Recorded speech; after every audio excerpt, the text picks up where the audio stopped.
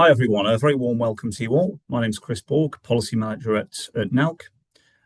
It's my pleasure to be chairing today's event on Beyond the Precept, Funding Solutions for Smaller Parish and Town Councils. Firstly, I'd like to quickly run through a few housekeeping announcements, some of which are shown on the slide on the screen. Do use the Q&A function throughout the event to put questions to our speakers and the chat function to interact with your fellow delegates and to share any information or links. I noticed some of you start to do that already. That's great. If you require any technical support, please do post in the chat and my NELC colleagues will do their best to help. Just a bit of an aside here on closed captions. Based on feedback we've received before, we do want to just make sure people who do need to use them know how to do so. So the closed caption feature or subtitles feature can be accessed by all attendees at any time during today's event. For desktop, laptop users, to turn on closed captions, please select Show Captions. The button will be labeled CC. If the button is not visible, please select the three dots on the bottom right corner of the screen, then please select Captions. After that, you'll be prompted to click Show Captions, so please select that option. If you're using a mobile device or tablet, please scroll across the menu on the bottom of the screen and select Captions, and then you'll need to click again, Show Captions. Once captions are on, you can access a live transcription of the event. If you have selected the closed caption feature, please use the Reactions feature, which is the next button on the right of the closed caption feature by clicking the Yes button, green emoji with a tick to show us that the closed captions are working at your end. And again, if you're experiencing any technical difficulties, please contact NELC support via the chat. We will try during the life of the event to try to support you and rectify it. After the event, we'll send the presentation slides. All three speakers today have slide decks to use. And the chat and any other useful information and links.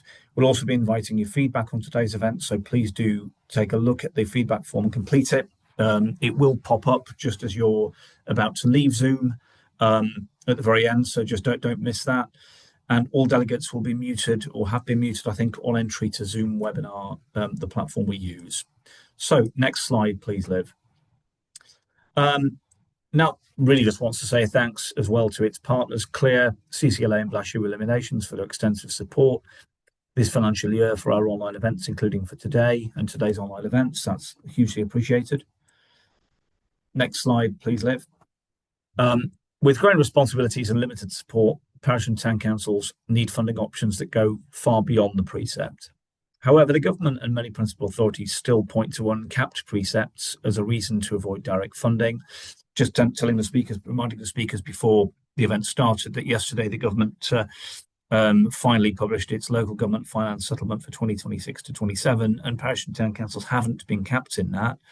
But obviously they keep a watching eye, as previous governments have done, on the average levels of precept increases to make sure that they are mitigated and reasonable. But at the same time, more assets and liabilities are being pushed to local council levels with very little money to sustain them. And obviously we have local government reorganisation as the backcloth to this. So for smaller parish and town councils in particular, this creates real pressure to find additional income to protect valued services and deliver community projects. Building on the theme explored in September last year, where we had an event on the same theme, this follow-up event digs deeper today into practical, achievable funding routes for smaller and medium-sized parish town councils. You'll hear today how councils are successfully securing funding from a wide range of services using that support to maintain and protect services, run and save facilities, and deliver projects their residents rely on. So enough from me. I'm thrilled to be joined today by a brilliant panel of speakers who we're hugely appreciative of taking part today, and we couldn't underscore that more. Joe Grelier, clerk at Watchet Town Council in Somerset, Vanessa Lowe, clerk at Ulster Town Council, ally of NELC and chair of the NELC Small Councils Committee, and Deborah Clark, again, long-time friend of NELC and Rural Evidence and Village Halls Manager at Action for Communities in Rural England, otherwise known as ACRE. Now, without further ado, I'm going to hand over to Joe. Over to you, Joe. Thanks, Chris. So I'm just waiting for the slide to come up here. I'll just start by saying thank you to NELC for inviting me along to join today. I'm the town clerk and RFO for Watchet Town Council, and Watchet is a small coastal town in Somerset, facing many of the same pressures as parish and town councils across the country. We have high deprivation and low social mobility, which makes the funding of projects particularly challenging.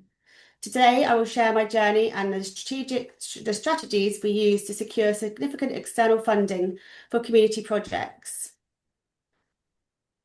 So, moving on to my journey, I've worked for Watchet Town Council for nearly 10 years. I started as an admin assistant and progressed through several levels and roles.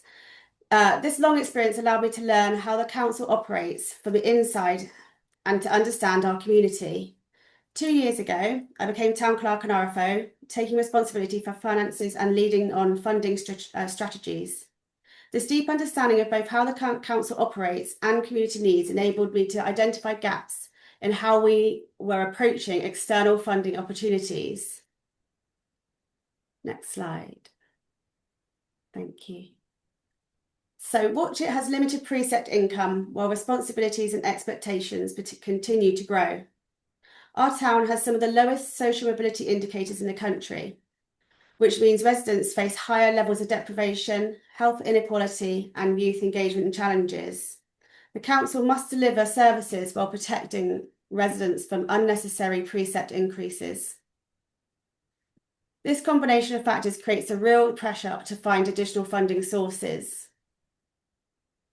So, next slide. So when I took on the role of clerk, I realised that the council was not fully accessing external funding. Large projects were primarily being funded through the Precept. My focus has been to shift the council's culture to actively pursue external funding opportunities and to design projects that are fundable, community-led, and ready for investment. I actively search for funding opportunities online, in funding directories, and on local giving websites, and I found Charity Excellence is a very useful source. This requires strategic planning, council buy-in, and a structured approach to consultation and project design. Next slide.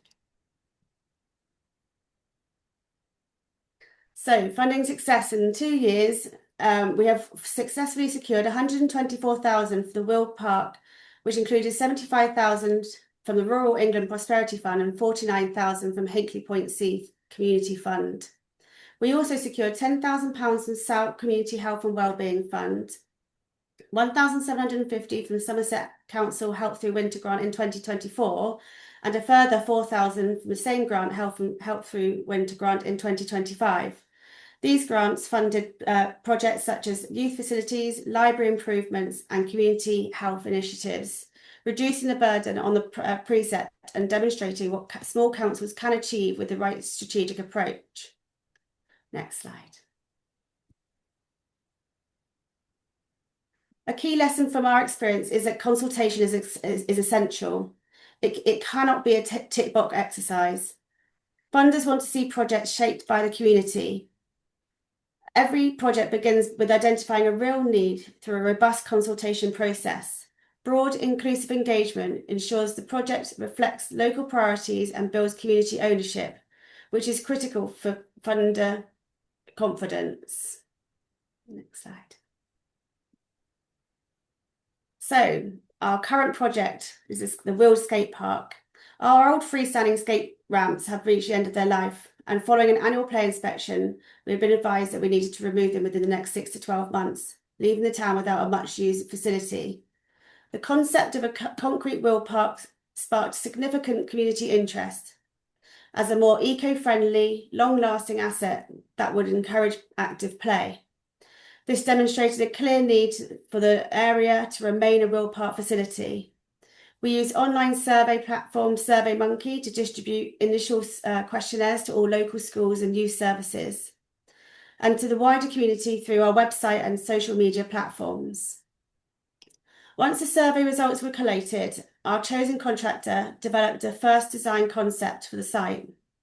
We then held multiple drop-in consultations, events where the contractor listened to the community feedback and adapted the design accordingly, ensuring that the project was truly community-led.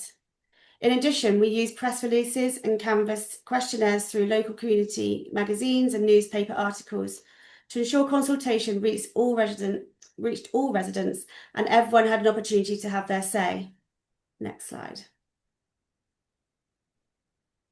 So to recap on how we reached out to our community, so we used multiple consultation channels, online surveys to reach residents who cannot attend meetings, targeted engagement with schools and youth services. We held drop-in centre sessions at accessible venues. We had direct discussions with local organisations and one-to-one conversations with residents who may not otherwise engage. We included the youth voices, even when projects are not youth-focused.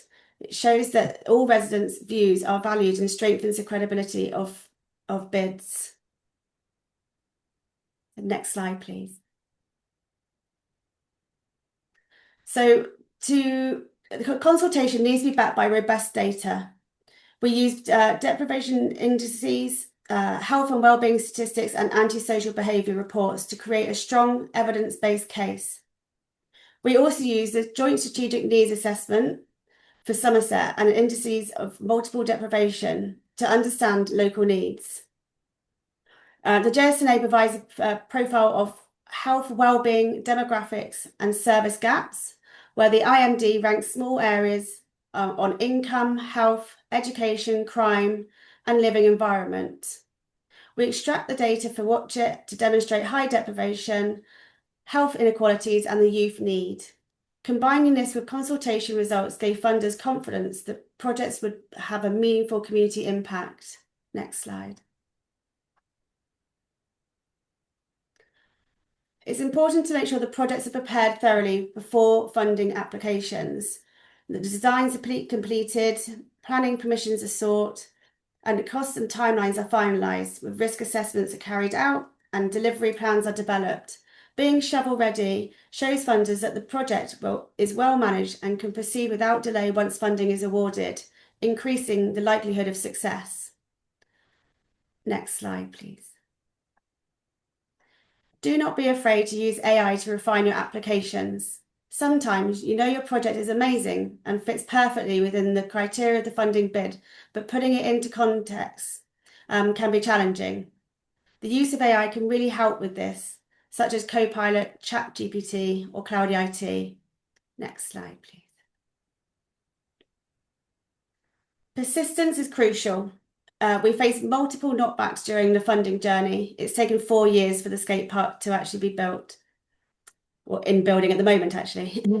Each rejection helped us refine proposals and strengthen future applications.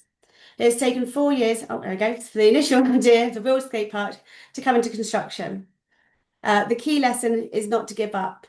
Consistent effort and learning from feedback is essential for success. Next slide.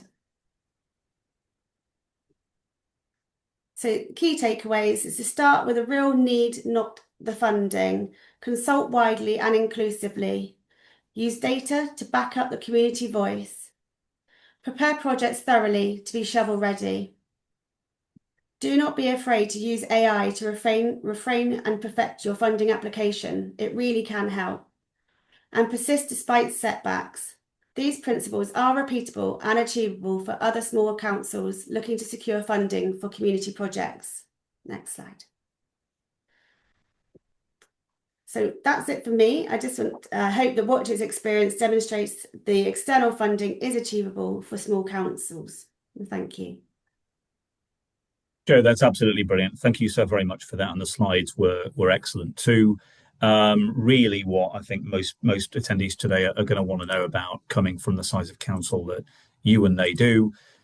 Jo, if there's any way you can post any of the links to Charity Extra, whatever the links were, the organisations you alluded to that helped fund the skate park in your case. 150k is obviously no mean feat, and it's from what I'm hearing from one of your councillors who sits on actually Vanessa's committee here, you did an outstanding job corralling all of that funding together, and it was all largely down to you. So again, well done. And we'll circulate Jo's slide deck with the post-event mailing. But let's move on now. We'll bring Joe again into the Q&A later. Introducing Vanessa, Clerk of Ulster Town Council in Warwickshire, and again, as I said, chair of the Small Councils Committee with a real ear to many of you here today and your needs, and demonstrating actually what has been possible in Ulster with Vanessa at the helm there to raise some significant funding for community projects. Over to you, Vanessa. Thank you, Chris. Good afternoon, everyone, and thank you for giving me this opportunity to speak to you today.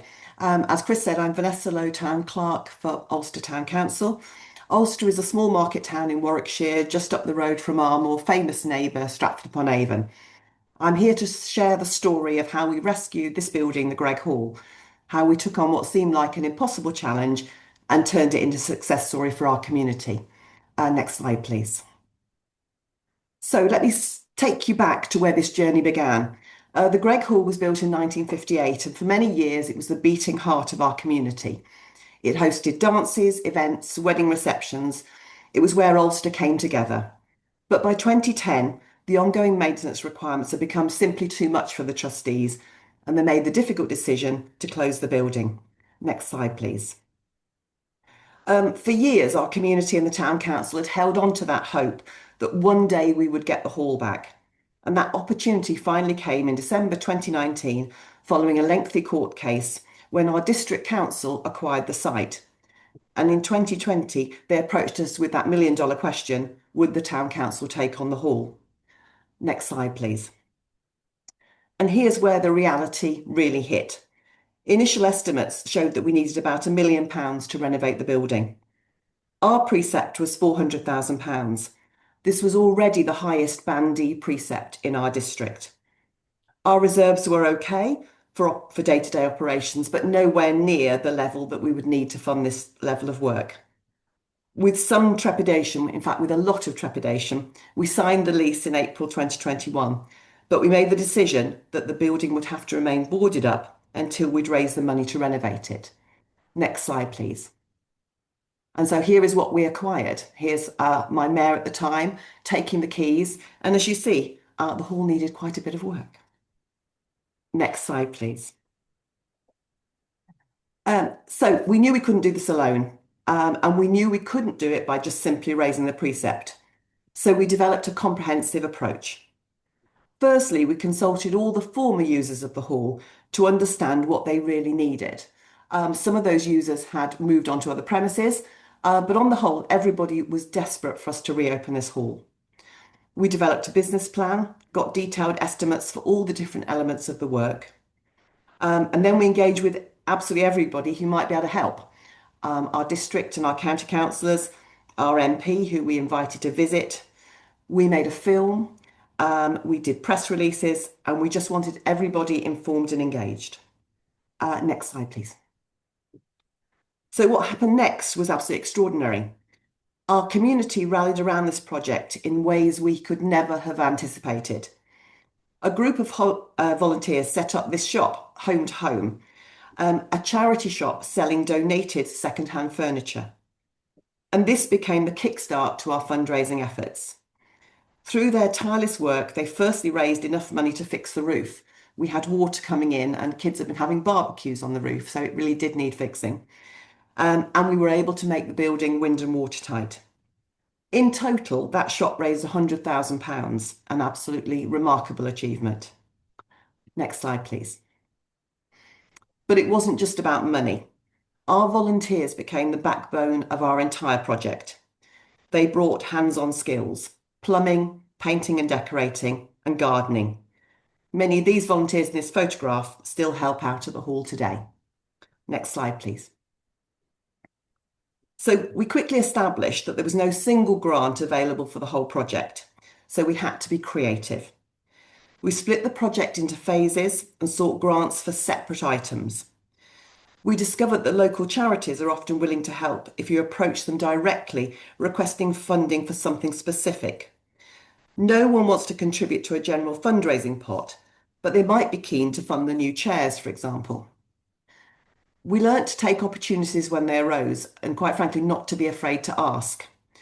I won't lie to you, you have to kiss a lot of frogs when it comes to grant applications, but persistence really does pay off. Next slide, please. We also learned to think creatively about partnerships and donations. A housing developer who was actually building houses in Ulster supplied us with all our new sanitary equipment, even including the urinals for the gents, and all our security fencing. These were items which cost them very little and they happily donated, but would have been really expensive for us. A local charity purchased a scaffold tower, which saved us money with many contractors as they then didn't need to hire one. A local business supplied insulation materials at cost. Our local social housing provider provided electricians at cost, using it as training for their new staff. Even our adjacent parish council made a very kind donation. These partnerships weren't just about saving money, they were about building a whole network of stakeholders who were totally invested in the project's success. Next slide, please. So we needed to keep engaging with our community. So we organised lots of fundraising events, and here are some of the posters. They didn't raise a lot of money, but they kept the community engaged and convinced them that we were serious and we were actually doing something. Lots of the events were actually held at the hall, and there was an opportunity to show off the work that we were doing as we went along. Next slide, please. Despite all our efforts, we hit a critical snag. The old gas boiler had been condemned and removed. And so we faced the prospect of having a completed building with no heating system, which would have been chilly on a day like this. The cost for the new heating system was £100,000, and we simply couldn't find a grant to cover it. This is where we had to make a pragmatic decision. The council took, once again, another difficult decision to apply for a loan from the Public Works Loan Board to cover this cost. It was simply the only way that we were going to get the whole project over the line. Next slide, please. So a happy ending. On the 17th of February 2023, we reopened the Greg Hall. We granted a lease to a newly formed charity, the Greg Hall CIO, and in total the town council had spent £450,000 on this renovation, less than half of that £1 million original estimate. And here's the remarkable part. The only increase in the Precept was the impact of the loan repayments for that heating system. Just £4.94 per year per bandy taxpayer. Through community fundraising, grants, donations, volunteer labour and strategic partnerships, we transformed a derelict building back into a thriving community asset without placing a significant burden on our residents. Today, the Greg Hall is once again at the heart of our community. It hosts everything from pantomimes to line dancing, from WI to the community banking hub. It's certainly alive again. And here is a picture of the great party they had on New Year's Eve. Next slide, please. So what can I share with you that might help your councils? First, don't be afraid of those big challenges. When we heard that £1 million estimate, it would have been quite easy to walk away. But we believed in the value of the asset to our community. Your community probably has much more capacity than you think. The volunteers who made our project possible weren't wealthy benefactors. They were just ordinary residents who cared deeply about their town. Give them a project to believe in and they'll surprise you. You're going to have to be creative with funding applications. There isn't a lot of money out there. So split the project into manageable phases. Look for grants from sources you might not have thought about. Build partnerships with businesses and other organisations. Think what you can offer them in return, even if it's just good publicity or some training opportunities. Communicate constantly. Keep your residents informed, engage with everybody. The more people who know about your project, the more opportunities will arise. And fifthly, be prepared for setbacks and be willing to adapt. When we couldn't find a grant for that heating system, we didn't give up. We just found another solution. And remember, the projects like this aren't just about buildings, they're about what those buildings represent to your communities. They're about creating spaces where people come together, where community happens, and that's worth fighting for. Next slide, please. And so here we are, mission accomplished. And when we started this journey, people thought we were a little bit mad. £1 million renovation, it just seemed impossible. but we made it happen. I'm really proud of this building, and I must admit I get a little bit emotional every time I walk inside it. It certainly is my legacy project. Um, every parish is different, and your challenges will be different from ours. But I hope our story shows you that with the right approach, seemingly impossible projects can become reality. Thank you for your time, and I wish you all the best with your projects. Thank you. Vanessa, ditto. That's brilliant. Thank you so very much. A really interesting and an inspiring kind of project that you'd overseen there in Ulster. And it clearly means more than just having completed the project. It means so very much to yourself and the community.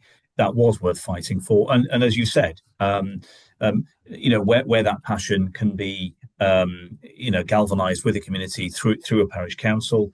That can then help lever in funding from a variety of different sources. And a very good takeaway point now, I would suggest people take on board from Vanessa's presentation, which is that something NALC has over the years picked up on too, which is that funders can very often be more amenable to funding specific things as opposed to general, sometimes perceived as red tape or bureaucratic funding, which is true certainly from national bodies to intermediaries, but at the grassroots level that'd be even more so. So a huge thanks to you, and look forward to bringing you into the questions later, Vanessa.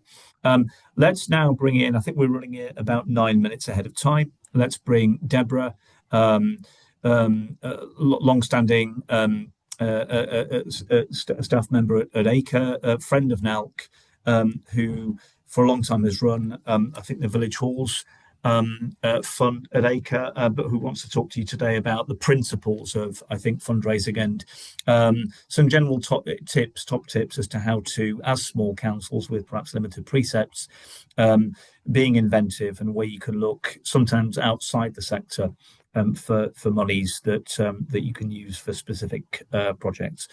Over to you, Deborah. Thanks. Thank you, Chris. Yeah, and the two previous projects were very inspiring. I mean, I'm not going to be talking to you about a particular project, as Chris has explained. My name's Deborah Clark. I work for Acre, Action with Communities in rural England, and I provide the National Support Service for Village and Community Halls. That's not a service that's direct to Village Halls on the ground. Is a service that's direct to our 38 members, and each of those members has a Village Hall service, somebody there that can help and support Village Halls in your community. And just before I sort of go into my next slide, I noticed in the chat as I was listening to Vanessa and Joe that people were saying they had very small precepts, nothing like the Watch It and the Alcester one. But I think I just wanted to make the point that it doesn't matter how small your precept is, in the sense that you still probably got one or two local trades professionals in your community. You'll have volunteers in your community, and there'll be committee members on your committee that you can support in your community. So even if you're very small, that doesn't mean that you can't achieve something that's important to your community. So yeah, if we could have my first and only slide, please. Thank you. Yeah, I'm just going to cover the four bullets on this slide. So overview of the national funding situation for village and community halls. Right. I think Chris was hoping I might have some lovely, bright, shiny new grants to announce today, but unfortunately I don't. Acre's just finished delivering the Platinum Jubilee Village Hall Fund grant that's run for 3 years. It closes at the end of March, so we can't take any more applications now. We were hoping that DEFRA would give us another pot of money to continue that fund, because we've funded some amazing projects over the last 3 years. But no more funding, so that's closed, which is very disappointing.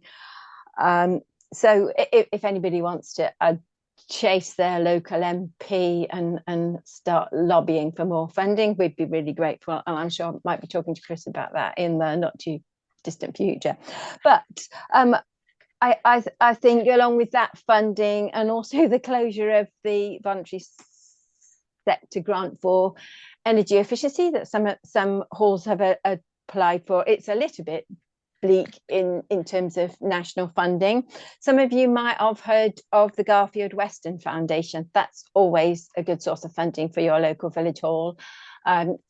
Village halls can apply, so you'll probably need to either to check if they would accept an application direct from parish councils, but you could definitely flag it to your local village hall. And the other national fund is the Bernard Sunley. They're just called Bernard Sunley. Bernard as in a dog, second word Sunley. You can Google them, and they do grants for village halls. Some local authorities in some counties have various funding pots. Sometimes local councillors have pots. It's always worth asking, having a good look about. Trust funds in some counties. There's trust funds that have been set up by a local dignitary who wants to support local communities. So have a dig about and try and find out if there's any of those about. Because with a small hall and a small project, you're never going to get one great big bit. So you need to find all this £1,000 here, £2,000 there to put it all together to help you fund a project. You can also contact your local ACRE network member. So if you go to the ACRE website, there's a big map on there, and you just click on your county, and it'll give you the contact details for your local hall advisor, and they'll know where other halls are applying to, and they'll be able to give you some tips on what's available, perhaps specifically in your own counties. Loans. Somebody's already mentioned the Public Works Loan Board, which is brilliant, and I know lots of village halls that have had grants for the loan fund. ACRE has a loan fund. It's called the Rural Community Buildings Loan Fund. It's available for village halls to apply to for small grants. Usually halls apply for around about up to 20 or 30,000 to complete funding packages, or to help them put in a new car park, or they've suddenly got a hole in their roof. So we're open to applications for all sorts of capital works. That the interest rates are similar to the Public Works Loan Board, although they change on a daily basis. They're kept low, and because we work with village halls all the time, we're really flexible. It's a really flexible application, so do fill it in. And if you need a loan, some communities are really perhaps not always keen to get themselves into debt as they see it. But I think sometimes we say, well, if you take out a loan for, I don't know, £5,000 for instance, yes, you do have some personal liability, but it's better to be able to get on with the work and fix your car park if that's what you've hired it for. Then you'll have a lot more users coming in. Hopefully you'll have a lot more users coming in, and they'll be keener to use the hall if it's in a good condition. If you fix the hole, you're going to get lots of people through the door and hopefully increase your footfall and income. Therefore, you could pay off the loan that way.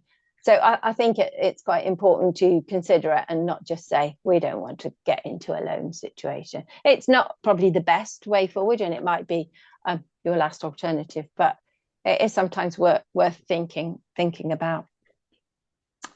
So my next bullet says, do you understand the constitutional structure and relationship with the hall in your community?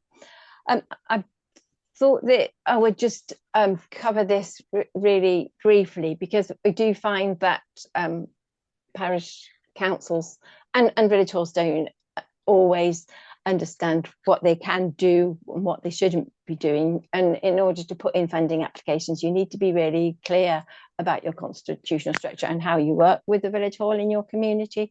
So I think it's really important to understand that if the parish council is the custodian trustee of the hall, you're unlikely to be able to actually apply for the loan, apply for a grant yourself. So you would need to help and support your village hall committee to do that. Because if you're a custodian trustee, you have no role in the management and the finances of the village hall.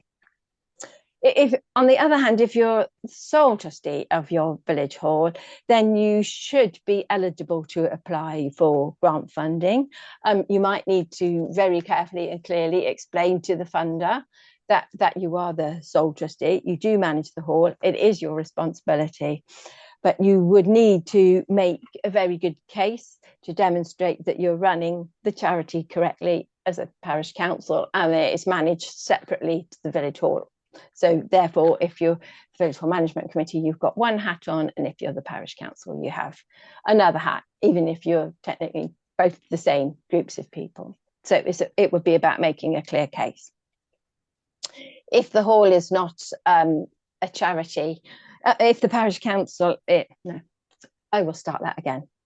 If the hall is not a charity, then it's unlikely you would be able to apply to charitable trusts, because you would be a local authority. So your parish council is obviously operating under local authority rules and regulations. So there's some charitable pots that you might not be eligible to apply for. What else? A lease. You might be the landlord for your village hall, so you might be a landlord and the custodian trustee, so you'll wear two different hats and have two different roles. So it's important to be clear in your funding applications what your actual role as the parish council is. And one point we often come across is if you're the leaseholder and you hold the lease to your village hall, then it's really important that you make sure that you give the village hall a long enough lease for them to be able to apply for a grant, because a lot of grant funders have say that they need to have 21 years or more left on a lease. So it's no point the parish council giving the village hall a 10-year lease, because that's not going to help them get grant applications at all.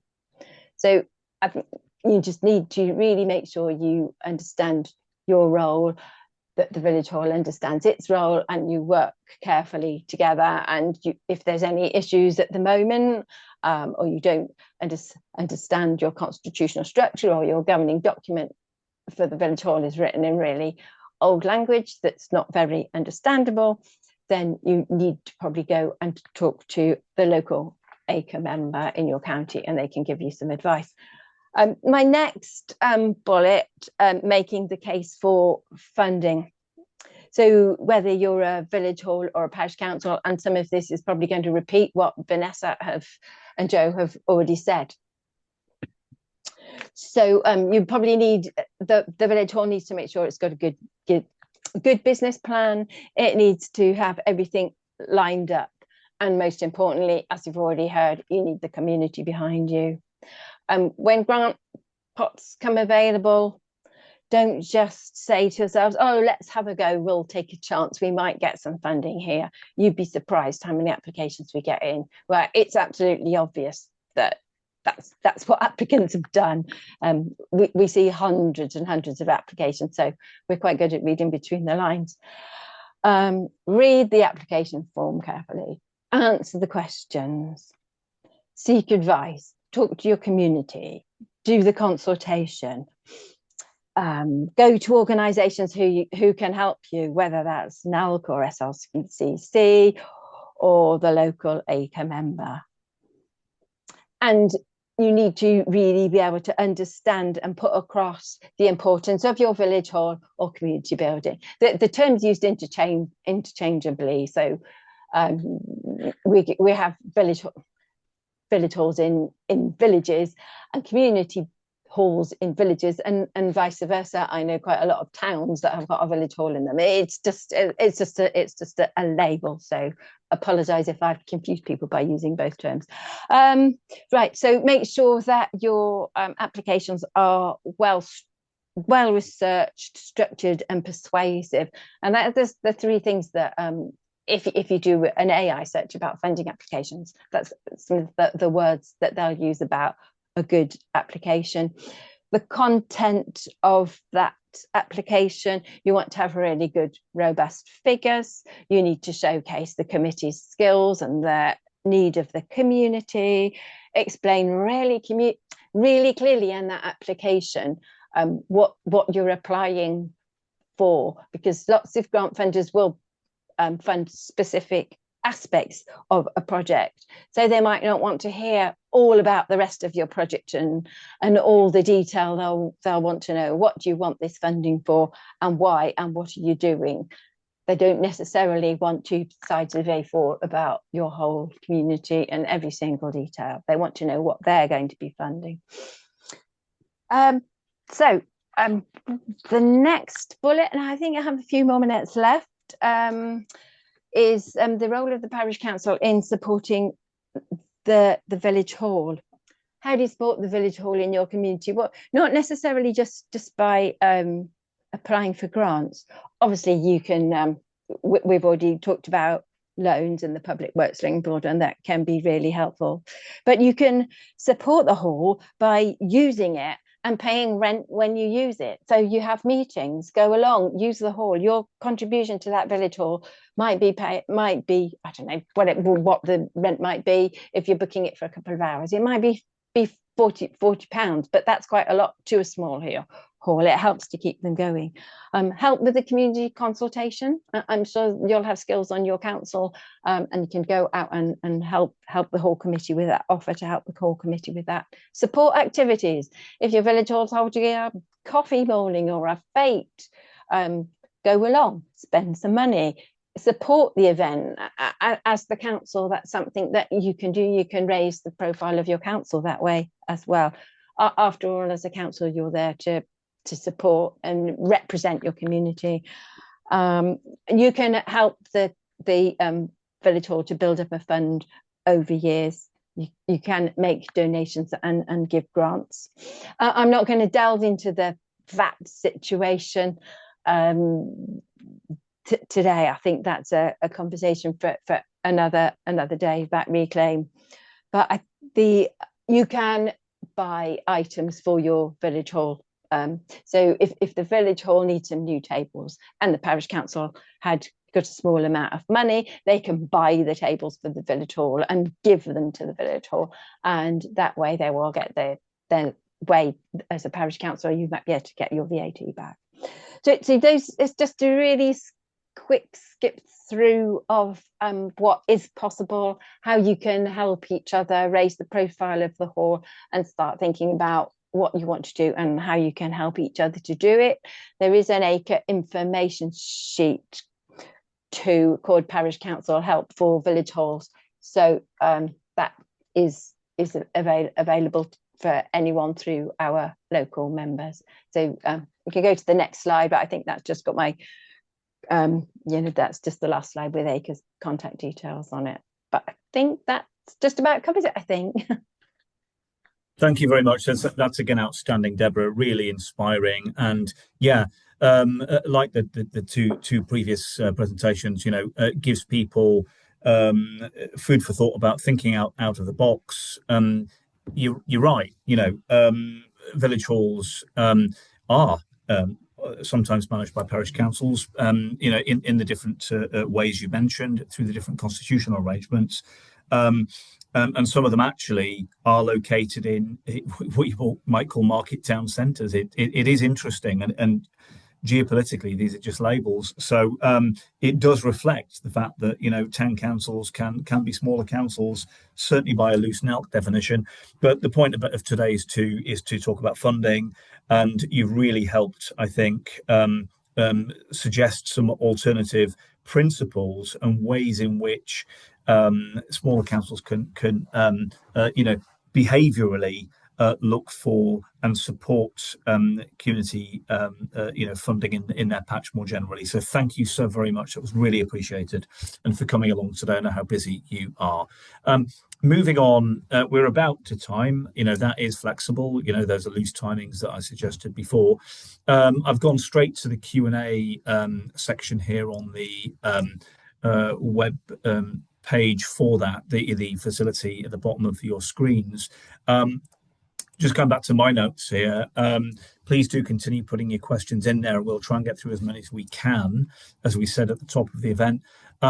There are some questions that I'd be happy to ask all panelists. What I'm trying to do is ask questions which are short, aren't statements, and which perhaps a little bit more general principles based that we can ask all of the speakers instead of just one or two speakers. So please do post them in there. First question I've noticed I probably can ask, although I think it's aimed at a member of NELC staff there who probably wouldn't be in a position to answer the question, is a general one, but I'm going to aim it at you first anyway, Joe, because I think it may have been aimed at you. It's posted quite early on. In terms of the skate park project, how was the external funding workload managed? How big was the funding team? Did Watch It have to increase staff to be able to manage all the funding, from fundraising, implementation, and evaluation, or were you able to kind of absorb that activity with existing kind of town council staff? We did. We absorbed it. Primarily, it was myself that did the application and the tender paperwork. I created some tender documents because we hadn't actually done a large tender before, so this was all very new to this council. So I created the tender documents, got them out as per the procurement process, and then a small working team was set up with councillors. Was around about 3 or 4 members of council, just to throw some ideas around, help with the consultation part of it. But as far as the consultation with the schools, dealing with the contractor and the actual funding application, it was myself that did that. That's brilliant, and yeah, that reflects what we've been told at this end, and certainly a superb job you did. And that is another point, isn't it, to take on board, which is that smaller parish and town councils do have less staff resource. So whatever funding is being applied for probably does need the input of practically as well of councillors, because there ain't a lot of other resource probably to apply for that. And that's certainly the case with smaller councils who have budgets of perhaps less than 25k. Yeah, definitely could just be the clerk. So thanks for that, Joe. Vanessa, in terms of your Ulster Town Council project, did you take on additional staff to kind of absorb the work involved in the respective project bids, or was it absorbable by your kind of current workforce? So it's pretty similar situation to Joe. I led the project and I did the funding bids. I did have some very good councillors that were prepared to work on those. I have found that it was almost, you needed to have somebody managing that bid, because there's inevitably a nasty online form that somebody's got to handle.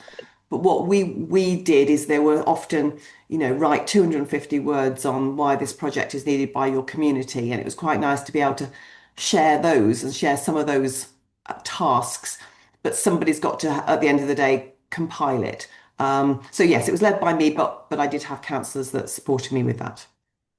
Brilliant. So very, very similar scenario to Watch It then. Thanks. Thanks, Vanessa. Perhaps that's a pattern that's emerging here with smaller councils.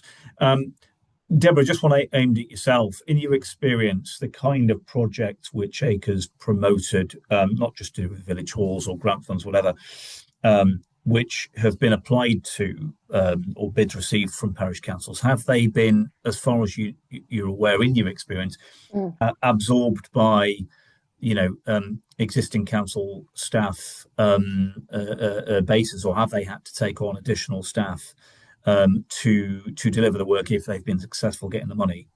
As far as I'm aware, the few that we've had, they've been dealt with by the parish council, because they tend to be the smaller parish councils because they're the smaller grants. So yes, the ones that we've received have not had great big teams. It's just sometimes just been the poor clerk putting the application in. But yeah, they do have support from the rest of the parish council. So yeah, they haven't had large teams behind them. It does just reinforce, doesn't it, the crucial role the clerk plays, Yes. Being a project manager, and liaising with councillors in the way that Vanessa and Joe have said about needing someone to oversee bids or projects when monies have been secured. It really is a sterling job that they do. Chris, could I just add that I think it does get easier the more you do. So I think it's that first one application, you have no idea what you're doing. We've all been there. but the more you do, you understand there's a language to it, and there is you get to know, you see the question, and there'll be different questions on different applications, but they're of a type, and you get to understand the sort of language that they're wanting. So, and that's what I think it was saying, is that don't give up if you get turned down, because you do get turned down, because there's always more applications there. But I just think don't be put off. It does get easier the more you do. That's very, very useful tip actually. And if at first, etc. Vanessa, thanks very much indeed. So, and as Joe said in her presentation, to keep going, keep motivated, and think about the end outcome for the community. Another question, this time from Maggie Brown, probably aimed at yourself initially, Joe, and then others. You were talking about the need to demonstrate need in your applications. Where did you locate any relevant statistics Maggie's asking to include in your bids? And it's probably something for yourself as well, Vanessa. Yeah, so I did see that come up actually. So the Joint Strategic Needs Assessment, obviously we're based in Somerset, so I'm looking at the Somerset Joint Strategic Needs Assessment and the indices of multiple deprivation.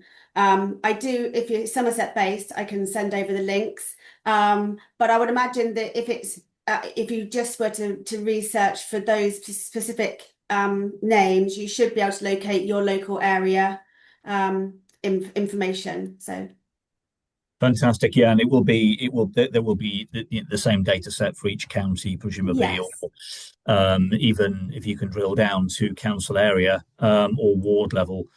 We recently responded to the Office for National Statistics Census 2031 consultation, and we made the point that actually just on the edge of this it's relevant, that actually in 2031 the ONS should be drilling down and providing data eventually when it's available for pretty much parish level of settlements of 100 people, because that would then enable parishes and principal authorities to deliver more services in sparsely rural populated areas, Deborah, much more accurately than presently. A lot of it's just predicated at ward level, which suits principal authorities, but doesn't necessarily suit or help, parish councils, possibly including with funding bids. Actually, it is a relevant point just to throw in there. Vanessa, did you use many statistics locally? If so, at what level, and what were the sources that you used? Once again, I'm going to give a very similar answer to Joe, I think. There's the splitting up of areas into lower super output areas. And in Ulster, we have a very deprived part of town that has two of the most deprived LSOAs, they call them, in the district and the county, and that was helpful because that was a marker, and that evidence is all available online, so you can put your postcode in. I can find the link and share the link of that website, but you can put your postcode in and you can identify which lower super output areas covered in your parish, and that might give you something useful. We do a lot of health and wellbeing work as a council, and we've done a lot of research on what is needed in our community, and even our own internal research. And that's literally one of my colleagues standing outside the supermarket with a clipboard saying, what are we missing in this town? You're an older person, what do you want? That's what I mean by research, nothing more glamorous than that. But that enables us to say, we have asked, and in our case, they wanted a venue where you could go to a concert. And that was what, and they wanted the WI needed somewhere to meet. We were able to provide that evidence. But I think Joe's right, the technical data is out there. You just need to hunt a bit and you'll be able to find it. Brilliant. Yeah, you use lower super output area as a kind of like spatial level. That's exactly NALC's policy position. I think they may have changed, the ONS may have have changed the terminology since that was first used, but actually the point remains. I know the local government boundary commission for England say that ONS want to retain the anonymity of people who respond to the census, but actually we do too. But the data isn't drilling down locally enough. But in the same way that you found it useful to include LSOA data in your bid, That's what we're saying, to ONS, that should be generally available at roughly a vicinity of 100 people, so that parishes can use that data more relevantly.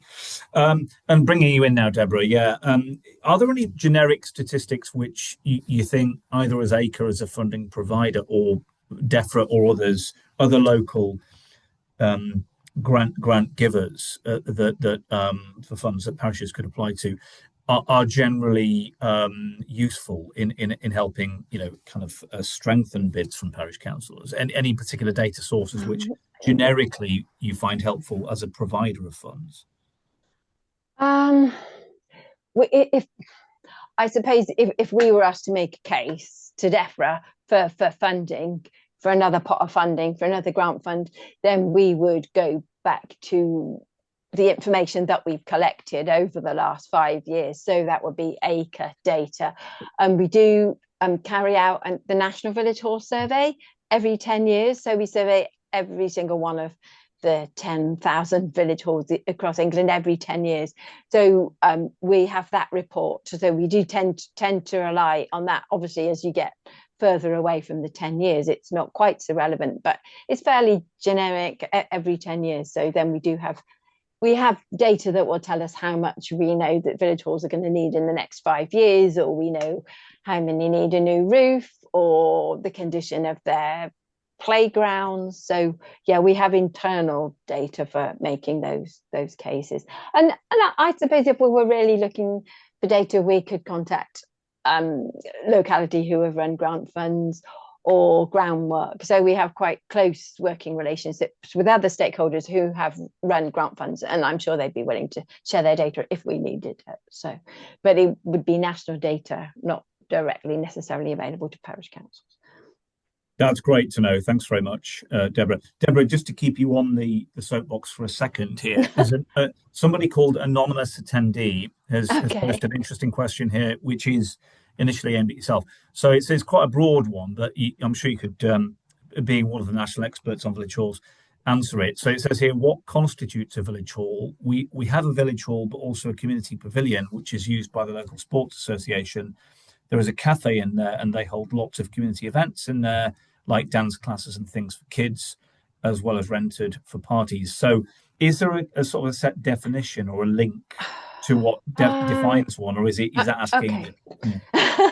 How long is a piece of string? A village hall is a community space that is owned and managed by the community. It's almost always registered as a charity. They're not always called village halls. And yes, you could have a village hall that provides the sports facilities and it has a bar in it.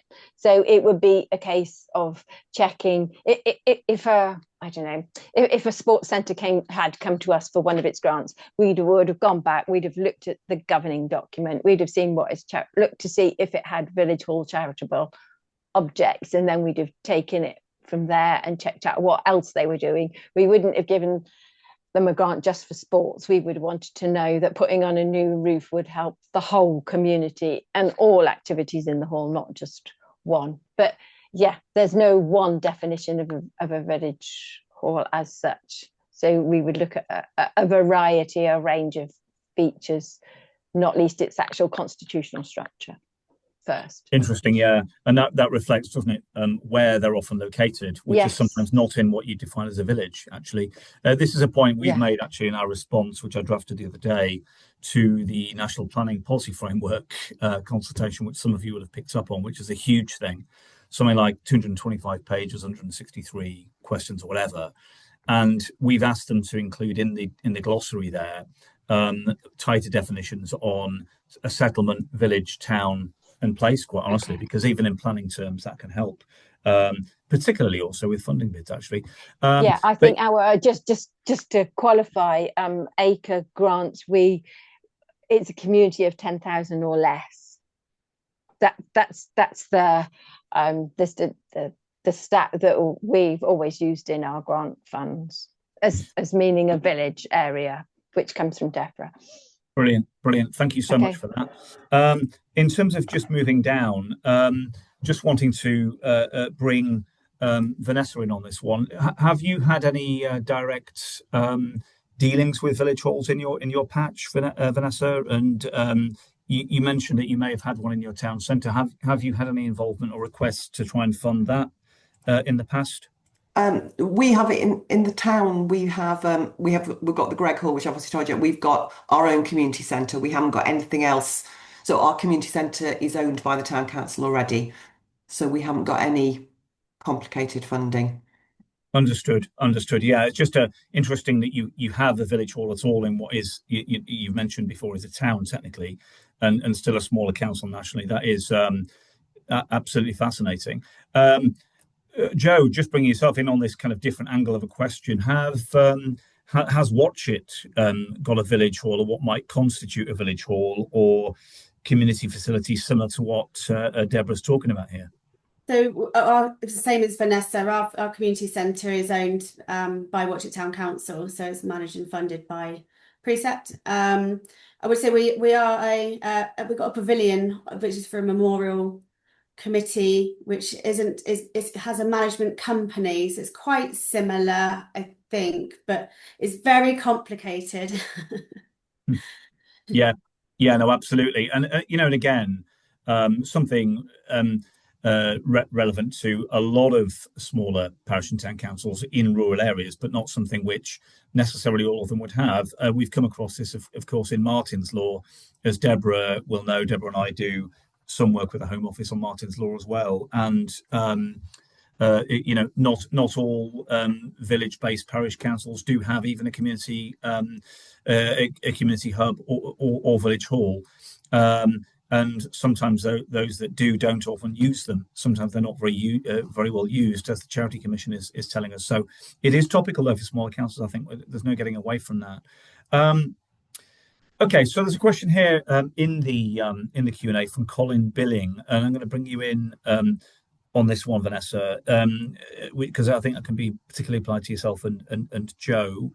It says here, how did you manage the process of finding suppliers for quotes and estimates for projects, or the project you mentioned about the hall you got funded and rescued in Ulster, that are fragmented and speculative? So he mentions revamping sports hall as an example from his own area, where they needed to break down into phases of project management, as you've alluded to.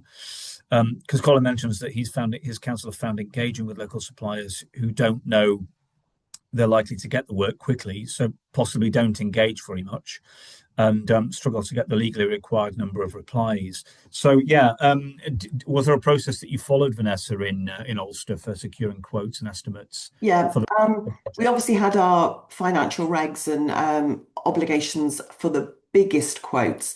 So things like when we did the heating system, that was obviously £100,000. So we had to go out to tender and post on what was then Contracts Finder, which is now called Find My Tender. It's all changed now.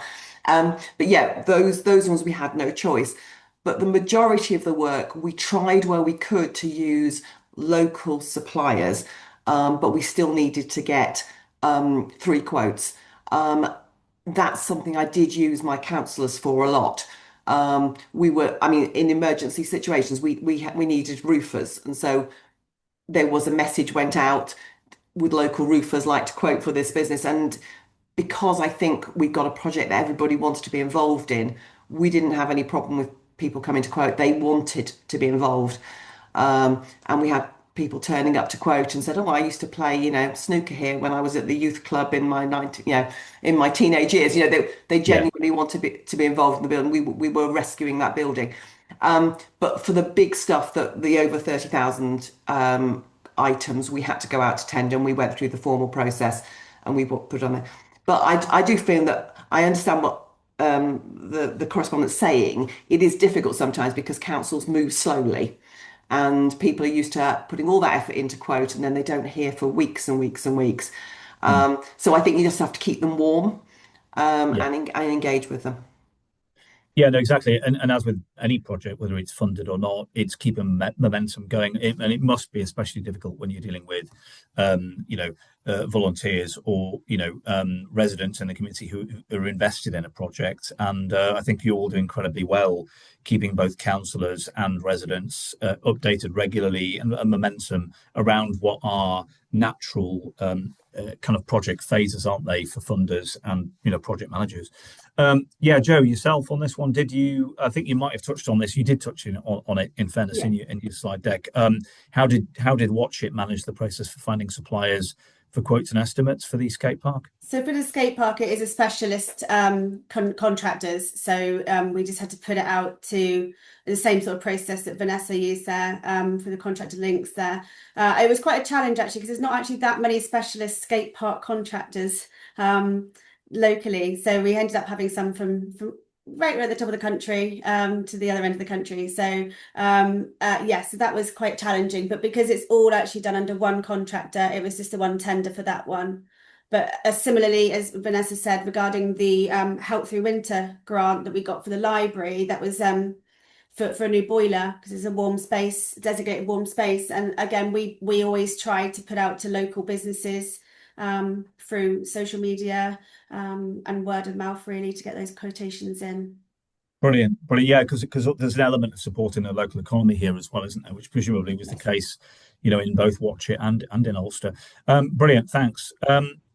Deborah, bringing you in on this one again, you know, just kind of obliquely, in terms of managing the process for finding suppliers for quotes and estimates for projects, any principles-based kind of top tips you can give delegates here on that one, perhaps based on, you touched on capital projects earlier on for either ACRE or DEFRA funds. Any specific top tips you might be able to give there? I think yes, get more than one quotation, and make sure that that the quotes are covering the same things, so that they're properly comparative. And I think funders like to know that you're supporting your local community as far as you can. So therefore, if all the suppliers are local, then that's bringing money, isn't it? That's into the economy.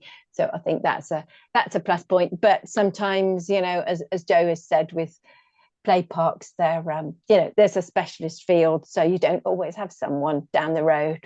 But yeah, I think that's the main three things that I can think of.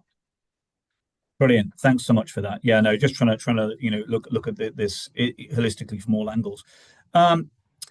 Probably the last question here, actually, in fairness, maybe, but certainly one for Vanessa. It's been aimed at yourself initially, Vanessa, from Virginia Edwin Jones, who says that she was interested. The lot of work on the Ulster project was offered by volunteers in the community, but asks how does that, or did that work regarding governance? She says, just briefly, potential issues with transparency, you know, etc. I'm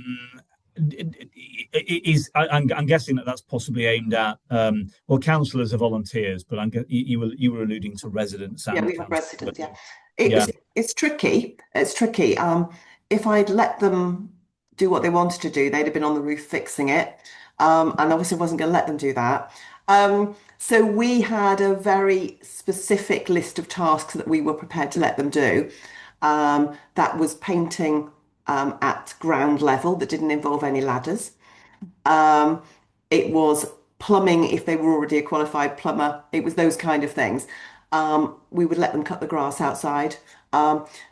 It's trying to keep them under. We had a volunteer policy, and we wanted to make it very clear that they needed to sign up to that volunteer policy and understand that they were volunteering for the council. If they were doing work for us, voluntary work, they were covered by our insurers. We spoke to our insurers and ensured that they were indeed insured for that kind of thing. So yeah, so we treaded very cautiously, I think was the way, and it is a challenge, and you don't want to turn them down with their enthusiasm, but you've got to keep an eye on them. No, they completely, absolutely. That's what's coming out from this end loud and clear, and all the way through these projects. Yeah, Joe, you must have had some input there from residents and volunteers in the same way that Ulster did. How did you manage that in terms of the dotted lines in the sand about what they could and couldn't do?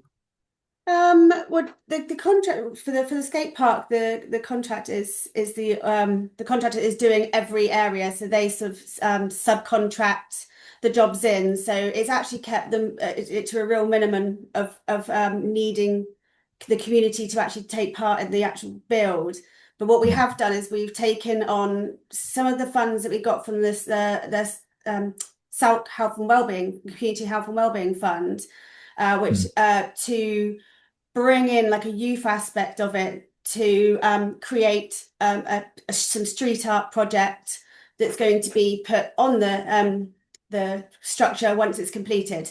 So it's gaining their excitement in a half term of learning a new skill, as they say, with a professional street artist.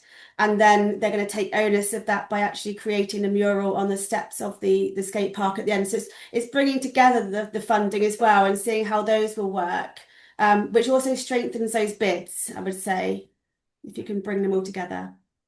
Yeah. And also this idea that actually, you're demonstrating all the way through, aren't you, as Vanessa said as well, real community engagement if residents themselves are at least wanting to get involved, even if you're only able to kind of plug them in directly to it, in the way you mentioned about the graffiti or whatever, at certain points during it. But as Vanessa said, I can well imagine that clerks and councils have to probably, at those relevant points, tightly manage that, whilst also maintaining a resident enthusiasm, which must be a very difficult line to walk and tread. Brilliant. Thanks so much for that, Joe. Final input on this question, which is the final question, Deborah. Obviously ACRE deals with a lot of volunteers, because it's volunteers who often manage village halls, isn't it, and work in them and to maintain them. Is that something which, with ACRE grant funds or with ACRE projects that ACRE are involved or have been involved in, perhaps with DEFRA, has it been a fine line to tread, voluntary input and advising parish councils or other applicants as to the extent to which they can bring them in and involve them? Not really, because the traditional village hall committee is managed by volunteers. It's owned and managed by the community and the committee of volunteers anyway. So it is all volunteer led. A few village halls or perhaps some of the bigger community centres will have a centre manager, but mostly it's volunteer led. And that committee of volunteers will use other people in the community to help with painting and that type of thing. But it's not really an issue for us because they're all volunteers. The applications are for volunteers anyway. So yeah. Yeah. No, understood. It's probably got more direct application, from the work and the projects that ACRE is involved in, and perhaps to an extent in our sector. Although, theoretically and technically, as we said before, parish councillors are in reality are volunteers. So I think it's just that, how do you define a volunteer almost? Thank you so much to Vanessa, Joe, and Deborah for their fantastic input today. Really brought to life this event from where I'm sat, and some really useful inside track tips there for you all. Hopefully you all think as delegates the same thing as well. I'm not going to ask speakers for any more comments because we've got 2 minutes before the event has to close. But it does just remain for me to say a huge thanks to our brilliant speakers, Joe, Vanessa, and Deborah, for their valuable and insightful contributions today.